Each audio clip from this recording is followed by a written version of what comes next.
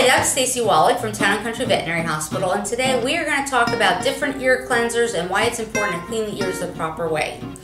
Right here I have some samples of just a couple of the many different ear cleaners that you can get. It is very important to use veterinary brand ear cleaners because each type of infection requires a different ear cleaner. Over the counter sometimes can be too harsh. Sometimes they aren't treating the correct thing. So you got to be careful, and especially with some of the homemade things, you know, alcohol. People put alcohol, peroxide, water. All of these things can actually cause more damage to the ear and ear canal than making any improvement for you.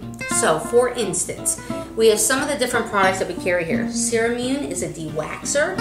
So some dogs have large amounts of wax and epithelial cells and everything that line the canal. And when that happens, then it inhabits bacteria and yeast. And until we can remove that, then the medications aren't going to work appropriately. Then there's just like a basic ear cleanser. This is Epiotic, and this is one of many. These are all one of many.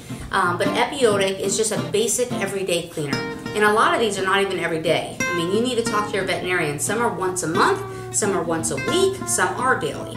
But this one is just a basic cleaner. It's got a change in pH, drying agents that keep the ears dry, and obviously it helps remove the wax and debris as well. And then you've got different products one for yeast, which will decrease the ability of the yeast to inhabit the ear canal. And then some of the ones that are for the bacterial infection not only clean the ears, but they actually enhance the ability of the antibiotics to work within the ear. So you can see just from these 4 different ear cleaners that they have very specific times that we use them. Knowing the anatomy of your dog's ear canal is very important when you're going to go clean the ears. They're very different than human ears. Human ears have what's called just a horizontal canal, which goes this way, as you know, and they're very short. But dogs have these canals that are L-shaped. They have a vertical canal that goes down, and then you can see this right angle, which will then have the horizontal canal.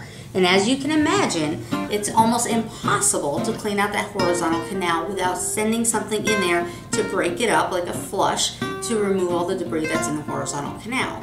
The other thing that's really important that people do a lot are using Q-tips in the ears.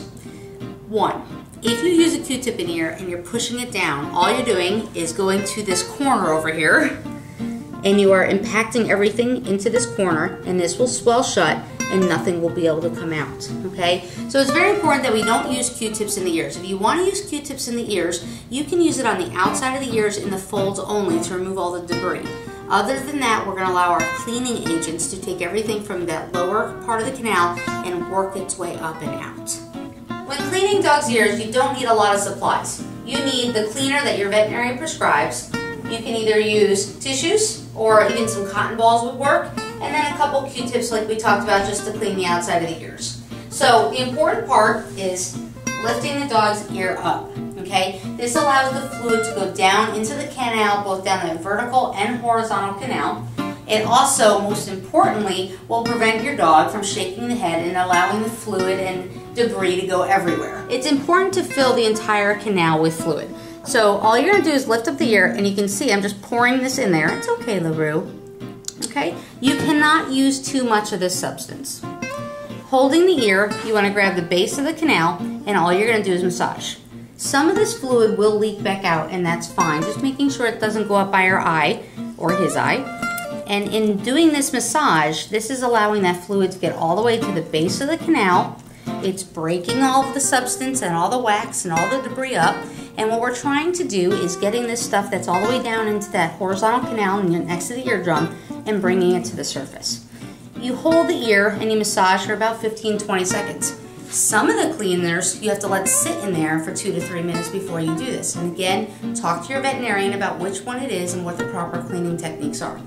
After that, all we do, a little bit of cotton or a little bit of tissue paper around your finger, just holding that ear up, go in, and you're just going to wipe out the excess. And in a dog that has an infection, you're going to see a whole bunch of debris on there.